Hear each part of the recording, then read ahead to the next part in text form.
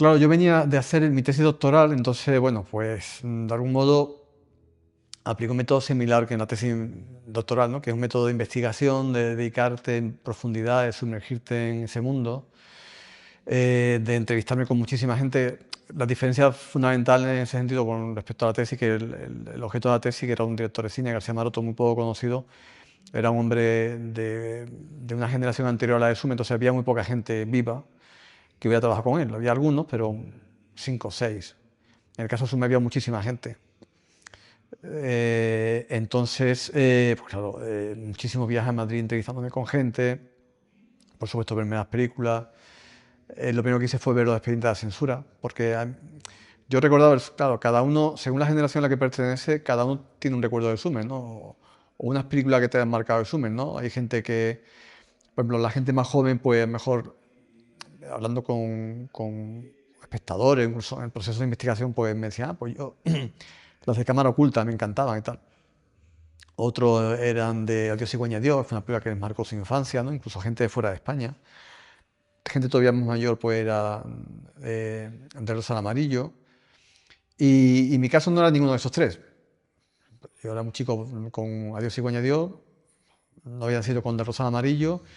Y las de cámara oculta, como también digo en el documental, pues no me interesaron. Vi una, pero no me interesaron. Entonces, yo el recuerdo que tenía de Sumer, y por eso yo creo que se aprecia un poco en el documental, es el de los años 80 y tal, de un director que muy cuestionado, muy criticado, y un director que dicen que sí es facha, que no sé qué. Entonces él decía, yo recuerdo que él decía, dicen que soy facha, pero a mí en la época de Franco a mí me censuraron mucho las películas. Y esa era, digamos, para mí la idea, la idea primigenia del recuerdo que tenía de Sumer, aparte que lo había conocido también, ¿no? Un encuentro muy fugaz, una entrevista muy breve. Y entonces por eso cuando digo, cuando yo decido dar el paso adelante, bueno, voy a investigar en Sumer sin saber que iba a ser un documental ni nada, sino voy a investigar en Sumer, empezó por la censura. Como yo tenía ese recuerdo que él se quejaba, decía, dicen que yo soy facha, pero a mí me han puteado mucho en la época de Franco, me han censurado mis películas, me han mutilado y tal. Entonces voy a ver eso de la censura de los expedientes, a ver si es como dice Sumer. Claro, cuando yo empiezo a ver los expedientes de la censura en Madrid, en Alcalá de Henares, los expedientes, digo, bueno, no es que dije la verdad, es que se ha quedado corto. De hecho, yo a partir de eso que encuentro, de ese material que encuentro, hablo de sumerfobia. Hay una especial encono hacia Sumer, ¿no? Entonces, cuando yo me encuentro todo lo de la censura, digo, aquí hay un documental, aquí hay una película, o sea, esto es que es material impresionante, ¿no? Y lo que iba a ser inicialmente un libro, una investigación, pues vi que podía salir un documental, a partir de ahí de más cosas, claro. Y después cuando hablo con la familia y veo todo lo que tiene la familia, la cantidad de objetos y de material que tiene, digo, bueno, esto es una exposición. Entonces, digamos, de todo lo que yo he hecho de Sumer en estos años, las tres cosas así, digamos, más gordas ha sido el documental, la exposición, que la he sido comisario junto con Franje Matute, que ahora mismo sigue viva, se sigue moviendo como el documental, y el libro, que es el único trabajo en solitario, y quizás por eso es más difícil, por lo menos así, a mí me ha resultado más difícil, más complejo, ¿no? Que es el que estoy concluyendo ahora, con el que ya, digamos, cierro esa etapa y paso página con Sumer. Bueno, yo creo que en Sumer pesaba mucho el humor, y aunque sus historias fueran algunas muy amargas, bueno, Juguete Roto es la más amarga de sus películas, ¿no? Siempre había un destello de humor, siempre le gustaba. Él tenía un truco que empleaba muchísimo, que era colocar a alguien fuera de su sitio. Es decir, pues si a un militar, esto no lo hizo nunca, pero bueno, por ponerte un caso muy gráfico, si a un militar lo colocas sentado en el váter, en la taza del váter, te va a llamar más la atención que si pones a una persona normal y corriente. Si a un sacerdote con su sotana pones que se caiga en medio de la calle y se le pega un resbalón, o lo pones jugando fútbol, te va a llamar más la atención. Entonces le gustaba mucho sacar a la gente de su contexto. Claro, ¿qué gente más fácil sacar de su contexto? Pues los que llevan un tipo de vestuario, prenda. Como los militares era como muy complicado, la dictadura, pues los curas, pues él tenía además en su casa, su madre era muy católica y entonces estaban siempre con el tema de la religión y tal, entonces, bueno, pues lo tenía como más a mano, entonces, pues por eso él sacar siempre monjas, curas en sus películas, entonces siempre tenía ese punto de humor. Yo creo que era un bromista nato, a mí por lo que me han contado era un bromista nato, y el humor, bueno, de hecho también las viñetas, ¿no? Que es un humor gráfico, ¿no? Entonces yo creo que el humor regía su vida, aparte bueno, de otras cosas, valores fundamentales para él como era la libertad, la independencia, ¿no? El opinar siempre lo que él pensaba, ¿no?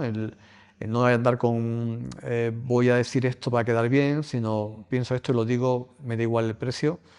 El no eludir polémicas ni nada de ningún tipo, y el ser siempre un poco una persona a contracorriente, ¿no? Y eso, pues mezclado con el querer el empezar una etapa inicialmente como director muy personal y con un cine muy bueno y mucha calidad, y que cuando fracasa estrepitosamente con Un juguete roto y se arruina, pues dice, bueno, pues esto no puede seguir así, bueno, pues voy a hacer películas comerciales. Entonces también siempre esa disyuntiva entre un cine comercial, que es lo que más se le criticaba, pero se olvida, la gente que le critica por el cine comercial se olvida que entre esas películas comerciales tan denostadas, de vez en cuando intentaba hacer películas muy personales, pero que fracasaban, con lo cual no le quedaba más remedio que volver a ese cine comercial, ¿no? Entonces, eh, pues no sé, Ángeles Gordo, por ejemplo, una magnífica película, o Me hace falta un bigote, son películas que están precisamente insertadas entre películas muy comerciales, ¿no? Y que intentó de algún modo, pero que, claro, si no tienes respaldo del público, por lo que sea, pues si tienes que seguir adelante, tienes que hacer concesiones al público, ¿no?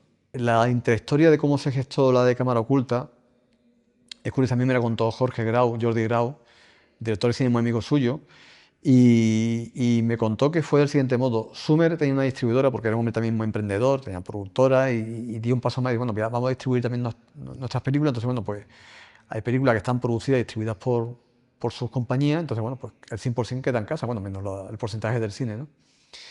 Y entonces, en esa etapa, digamos, de distribuidor, va a París con su socio, con Antonio Cuevas, a ver otros productos, otras producciones, bueno, para ver qué se puede importar a España. Entonces ve Funny People, una película sudafricana, y cuenta Jordi Grau, que se ve que se lo contó el propio Sumer, que, que estaba en una sala una sala de proyección privada, ¿no?, de la compañía, estaba en primera fila y a él no le estaba gustando la película. No le estaba gustando la película nada, pero él notó que atrás, que estaban sentados todo el mundo atrás, estaban muertos de risa. Entonces dijo, bueno, a mí no me gusta, pero esto funciona. Y esa película era de cámara oculta, pero hecha con actores. Eran situaciones de cámara oculta, pero ficcionadas, digamos, ¿no? Entonces él dio un paso adelante y entonces decidió hacerla sin actores, con gente de la calle. También, pues eso es un punto de partida. Otro punto de partida es que Guillermo Sumer trabajaba con José María Íñigo, donde hacían algunos sketches de cámara oculta en un programa de televisión, pero eran cosas así muy modestas y tal, y eran cosas como muy convencionales o muy, digamos, poco arriesgadas, ¿no? Porque a Guillermo Sumer se le ocurrió lo de la broma de poner un león en unos lavabos. Y se lo dijo a Íñigo, y le dijo, estás loco, vamos a meter un león en unos lavabos. Entonces, claro, con una serie de bromas que había pensado Guillermo, se lo dijo a su hermano, y entonces, pues, de esa combinación de tal, pues surgieron las de cámara oculta. Y las de Los Hombres G, el primero que pensó en hacer esas películas fue Antonio del Real, que contactó con Los Hombres G cuando habían sacado su primer disco.